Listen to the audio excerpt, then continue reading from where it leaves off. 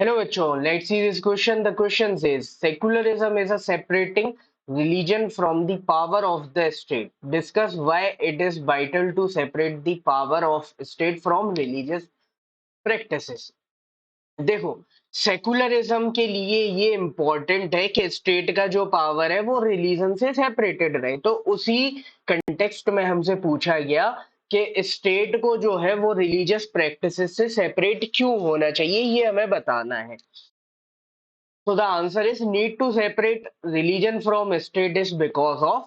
अब हमें सेपरेट क्यों करना है? सबसे पहले अगर सेपरेटेड नहीं रहा तो जो मेजोरिटी है उसकी टायरनी बढ़ जाएगी। मेजोरिटी फोर्सफुली अपनी चीजें कराएगी, अपने काम कराएगी, जॉब्स वगैरह इन सबको कैप्चर कर लेगी, जो भी रिसोर्सेज है उन पे अपना कब्जा जमा लेगी, और इन सब से क्या होगा? माइनॉरिटी के फंडामेंटल राइट्स का वायलेशन। दूसरा, कोई भी एक इंडिविजुअल है, उसके पास ये चॉइस होती है कि वो अपना रिलीजन खुद एक्सेप्ट कर सके, अपनी रिलीजियस जो बिलीफ्स है उनको प्रैक्टिस कर सके।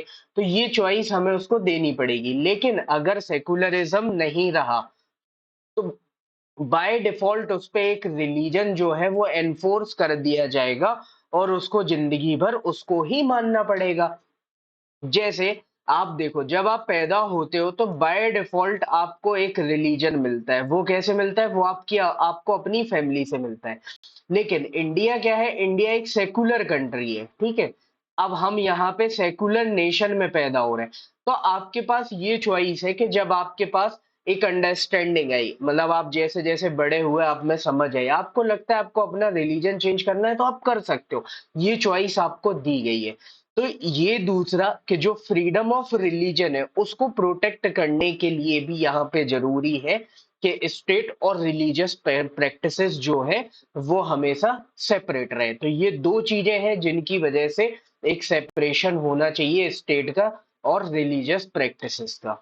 तो hope you understood it well. Best of luck. Thank you.